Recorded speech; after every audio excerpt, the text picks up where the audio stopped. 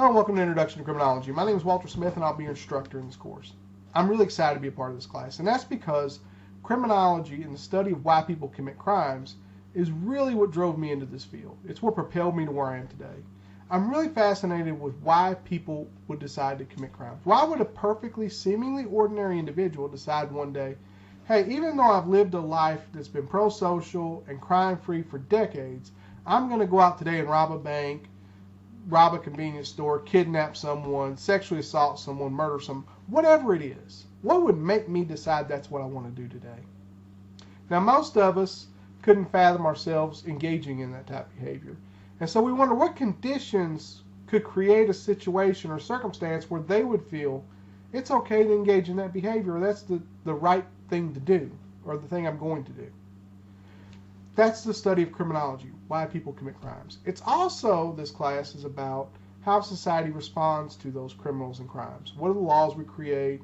What are the punishments we ascribe? And all the rest. Now, this is a powerful class in that criminological theory can influence and help inform what type of policies, laws, punishments we create for different types of crimes. So, for instance, let's say our theory is that people commit crimes because they're under financial strain, they can't provide for their families, and so they have to go through criminal means to provide food for their families. If that's my theory, then the policy I'm going to create is going to be based on that. It's going to be something like, all right, you can't get a job, you can't provide for your family through legitimate means. Let me create ways that you can get gainful employment legitimately so that you don't have to revert to criminal behavior. So it's going to be things like resume workshops, interview skills workshops, educational programs, all those types of things to help you be able through legitimate means to provide for you and your family so that you don't have to engage in criminal behavior. The idea is that if we take care of the root cause, the symptom of crime goes away. Think of it from a medical perspective. Let's say you have pain in one of your extremities and you go to the doctor. The first thing they're going to do is run tests. And let's say you have a torn muscle. Well, they're going to address that through some medical treatment plan. Because once that torn muscle is healed, the symptom of pain goes away and you're not in pain. If I just look at the pain and go, right, let's treat the pain, let's give you painkillers, I'm really not solving the problem. And the pain is just, and the issue is just going to get worse. Plus, you might wind up addicted to the painkillers. So, we want to solve the root cause of the pain, the torn muscle, and then you're able to live a healthy life afterward. Same thing with crime theory. We don't want to just address the issue of the crime that's being committed. We want to address why it's being committed so that we can solve the root problem and the symptom of crime will go away and we'll be able to live in a much safer, much more productive society. Okay, so as an experiment, I'm going to ask my 8-year-old daughter, Ariel, why people do bad things to each other. Ariel, why do people do bad things to each other? Because they're villains and they don't like each other and they're not friends. So if you're not friends and you're a villain, you're going to do bad things to each other? Okay. Thank you, Ariel. Bye. This example highlights a very important idea as we go through and we'll talk more about in this session. The idea that when we try to understand criminal behavior, we don't do so in a vacuum. We don't take ourselves away from the perceptions we already hold about reality. Perceptions that are born of our experiences, our upbringing, the media we consume, the people we know, all these different influences. Look at my daughter's response to why people do mean things to each other. Well, it's because, according to her first answer, they're villains. Those darn villains are doing it. We live in a world filled with media related to superheroes and supervillains and superhero movies, and it influences the perspective of the child. We as adults are not immune to that particular phenomenon. We are influenced, and our perceptions are shaped by everything that makes us who we are. And so we have to guard against those and take steps to protect ourselves and insulate ourselves from letting those preconceived ideas and conceptions guide our ideas about what's causing crime and violence. Now, there is a caveat I want to throw in here and a warning. When the theory that we choose to apply to create policy is faulty, and it's faulty in a way that is dehumanizing. It gets to the darkest places of our psyche, and it's not based on the science that we have. It can cause serious problems. Let me give you an example. Think about a 16th century village in France called Dole. Okay, it's a peasant village. These are people that are just trying to get by. These aren't people who are, movers and shakers in the political system. These are people just trying to provide for them and their families. It's a very close-knit community. Everybody knows everybody. Everybody, goes to each other's houses for dinner or whatever. These are people you see on a daily basis.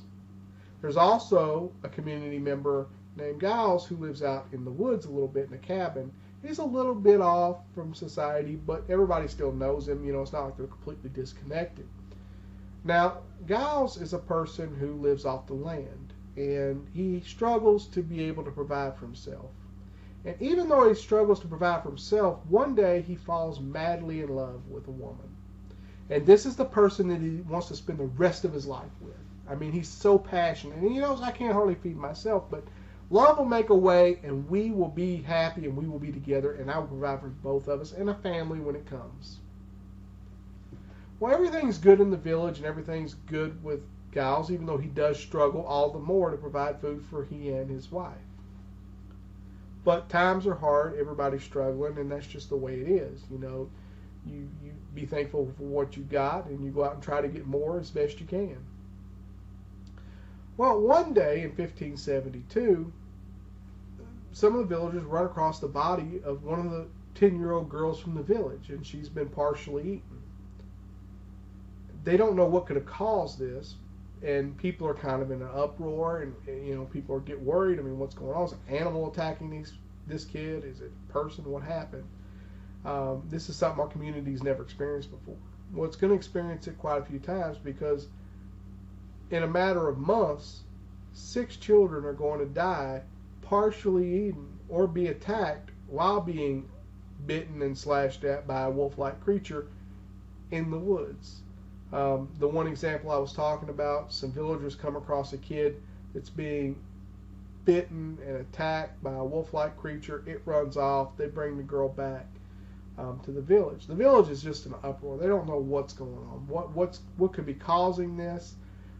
And they have to come up with a solution, and they have to come up with an idea of why this is happening, who's causing it, or what, so that they know how to deal with it and keep their children and their community safe. Well, it could be an animal, because the people who did scare the wolf off, or a wolf-like creature, did say it was a wolf-like creature. And so it could be an animal causing this problem. But these are people who have lived in this area for a long time, probably generations. They know all the animals and their hunting patterns and what they're capable of, and this doesn't fit any of them. One of the children was actually bitten in 2 in the stomach. And, no animal in that area was able to, they would think, bite a child in half. So it weeds out the animal theory. But if it's not an animal, then what is it? It could be a person? Well, we know everybody. I mean, you know your neighbors. You know the people around you.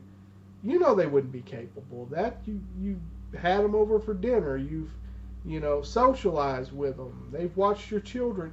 You trust and respect these people. They would never engage in that type of behavior. What type of a human being could? It's against human nature. Me or anybody else I know couldn't do this. So something else has to be afoot. Well, what could cause this kind of evil? Well, the devil could. The devil could. And so they begin to think, Giles lives out in this cabin in the woods. He's already in the woods. He's got a wife now. He can't hardly provide food for him. Maybe he made a pact with the devil to help provide for his family. So they go to Giles and they question him. I'm sure they use some innovative mechanisms for interrogating him, probably some torturous ones. And they got him to confess that yes, he'd made a pact with the devil to get wolf-like features and abilities to help him be a better hunter and better provide for his family. And that the devil had taken him over, and that was what made him able to go out and kill these children. He was burned at the stake, and that was the end of the trial. Now, how many people in today's society believes that he was really a werewolf? Very few, I'm sure. But this was a real thing that really happened based on their best guess, their best interpretation of the facts, and trying to understand why these kids were being murdered just outside their village. And this was the best explanation they could come up with. It fit their criteria, and once they were sure that they had the right idea of why this is happening, the only thing left was to get him to confess so that they could punish him for what he had done. So what is a theory? It's essentially our best guess, kind of like what they were saying in the 16th century. It's our best guess. It's what we think is occurring that's causing crime. And once we have a best guess, we assign and create research studies to try to test and see if what we think is happening is really happening. And as we test and do research over multiple times, every time we get observable information that confirms that this is at least accurate in what we've seen so far, it strengthens our faith within the idea of that theory. So the theory gets stronger. Sometimes information comes along that disproves that theory, and we have to start over or move on based on the new information that we have. But it's our best guess at the time based on what we understand and our understanding of the situation. It's also important to know that we don't look at crime or any social situation, or any situation for that matter, in a vacuum. Okay? We are all a product of our environment, our upbringing, all the people we've met, what we were taught as a child, the media we consume, our friends, family. We are a product of all of that. It's all shaped our perceptions of reality. And we can't escape that. Now, we try to put checks and balances in our research to try to compensate for that.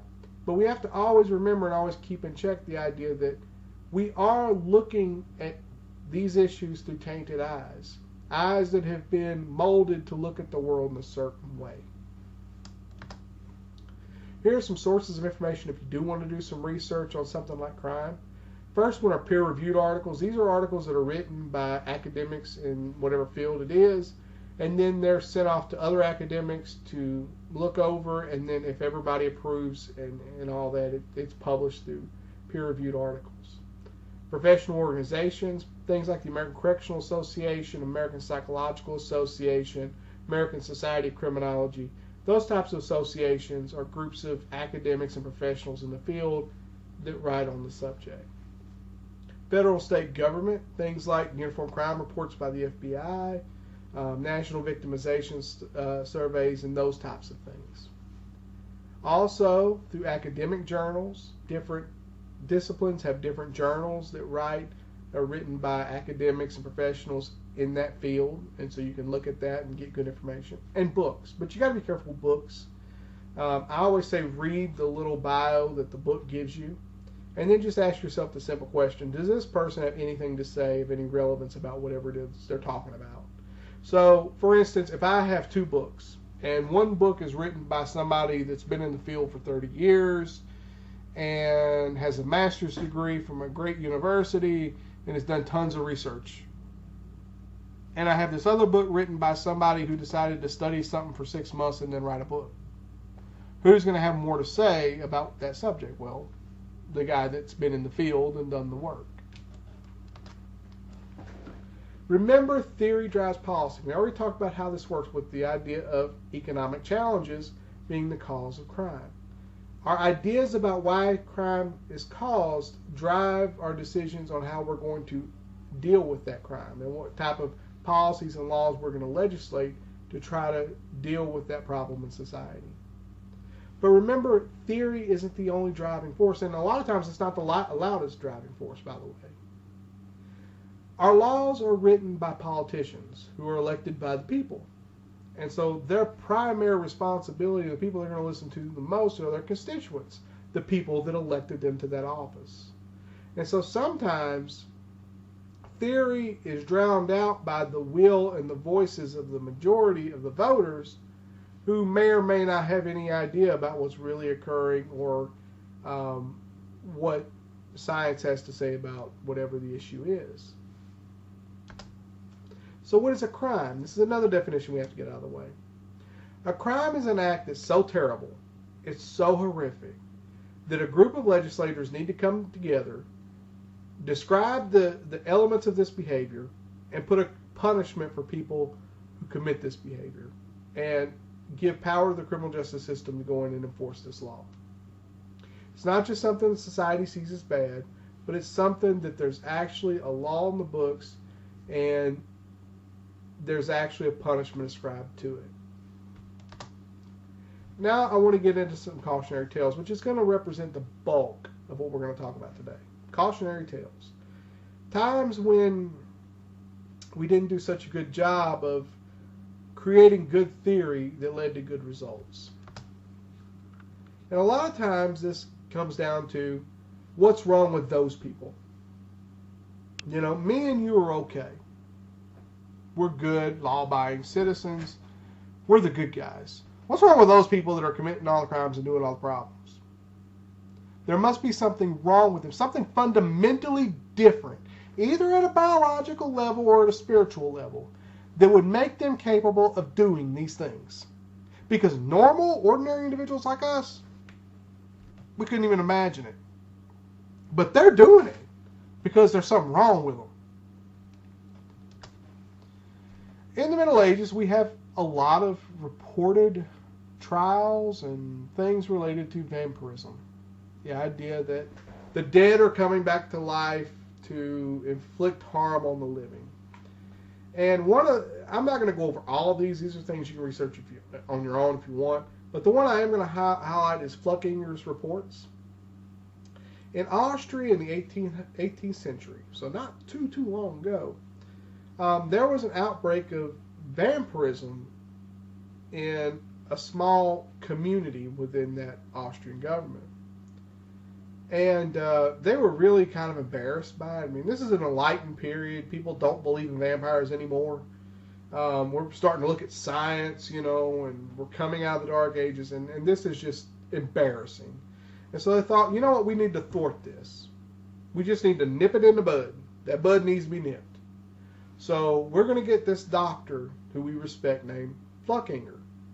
And we're going to send Fluckinger into the community to do autopsies on these bodies and prove to these ignorant village people that vampires don't exist. You don't have a vampire in your community.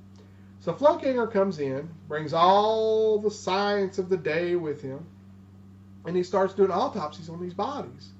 And he starts witnessing some weird things going on. When he would open them up, in the chest cavity, they would breathe. Dead people don't breathe. Their fingernails continued to grow. You don't get growth from a dead body. There was blood coming out of their mouths. Now, where did blood come from in a dead body that's been dead for a while? Well, Fluckinger was just incensed by this, and he didn't know what to do, so he did the only responsible thing he could do. He reported his results, and he reported back to the government, they do indeed have a problem with vampires down here. Oh, the tabloids loved it. The tabloids of the day went crazy with this, and it was an incredible embarrassment. Here was, you know, an enlightened society saying vampirism is real. Now, the problem is that Fluckinger, who was a doctor and was trained in science at the time, was from a different region and had worked in a different region. And we know a lot more now about how bodies decompose than we did then. For instance, we know that in certain environments, those nails don't grow. The skin deteriorates back and makes them look like they're growing. It's really the skin retreating. they're not gasping for breath when you cut them. It lets the gases seep out that makes that sound. It's not blood coming up completely. It's part blood. It's part other bodily fluids that are escaping out of the mouth as part of the natural decomposition process in that environment. See, bodies decompose differently in different environments, and they really didn't understand that well. So while what he was seeing was very different from the areas that he had worked in and that had been, I guess, part of the scientific literature at the time that he had read, they weren't unusual for the area in which these bodies were being placed. And so what he saw was very natural conditions of decomposition, but his scientific understanding was not such that he was able to understand that. And that's an important lesson for us, because here we had a condition where they sent down a scientist, a medical professional, a surgeon, to examine these bodies and do autopsies. And based on the science of the time, they came up with vampirism. We need to remember, as we look at the science of today, we don't know everything. There's a lot of things we don't know about the world around us. We're still doing research. We're still trying to figure out so many things. And so some things may not be explainable based on modern science. But that doesn't mean science in 100 years or 200 years won't be able to explain it. That just means we don't understand it right now. So we don't have to put a supernatural explanation to it. We just have to understand we don't understand everything. Think about, though, the consequences had they went forward with this report and said, you know what? Vampires are real. And they're really plaguing this community in our society. A lot of people might have been tried and convicted of being a vampire. And I think most of us would agree they weren't or wouldn't be, because vampires don't exist. Werewolves, we have a lot of literature about werewolf trials. I won't go over any because we already talked about Giles. How many people that we tried and convicted and killed of being a werewolf were a werewolf? Probably zero. Witchcraft trials, we've all heard about those.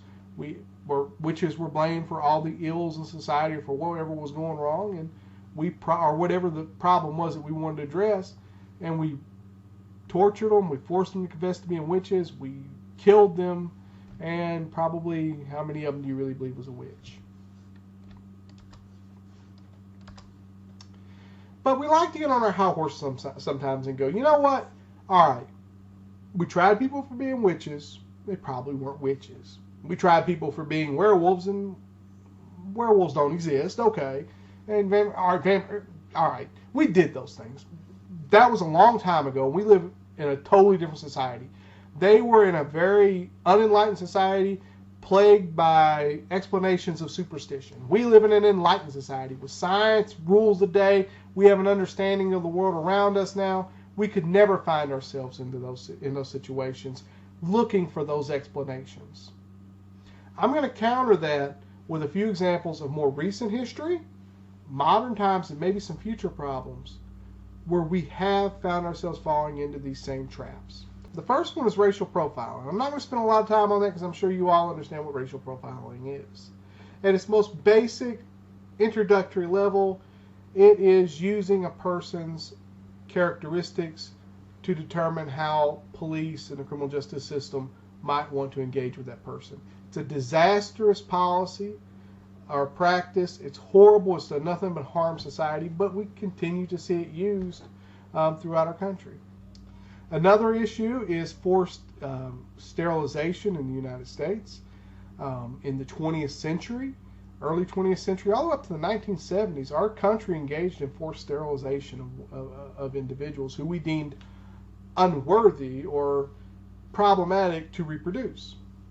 We essentially said there are certain biological conditions we don't want to procreate, and so we're going to force you to not be able to have children. This actually came to the Supreme Court in the 1920s. A young lady who had some developmental disabilities, mental health issues, petitioned the court and said, you know, it's not right for the government to tell my state government to tell me I can't have children because I have these mental issues, I have these mental handicaps. The Supreme Court ruled that the state, yes, could. Now, that probably wouldn't fly today, but it is something that we did engage in. We identified that these traits, biological traits that we were trying to genetically weed out, were causing problems in our society. So we're going to force people to sterilize or to not have children so that they don't perpetuate that problem into future generations. Authoritative regimes, think of Hitler, think of Stalin, think of all those kinds of people who looked at and pointed to other groups of individuals and said, you're the problem. You know, people with these characteristics, biological characteristics, are the problem.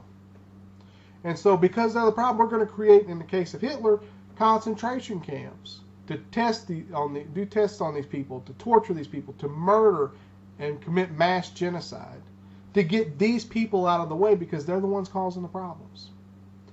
The Rwanda genocide, I won't go into that, but that's one that just happened in the 1990s, not too long ago.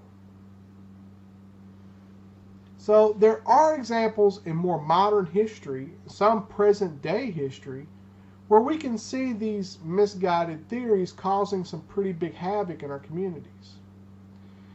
You scapegoat another population of people for your problems, makes you feel better because you're not the problem, they are, but you, by not looking at the actual issue and not looking at yourselves, you ignore the root causes. The problem has the opportunity to fester while you're making life hard on these poor individuals who have little to do with the actual problems that you're facing.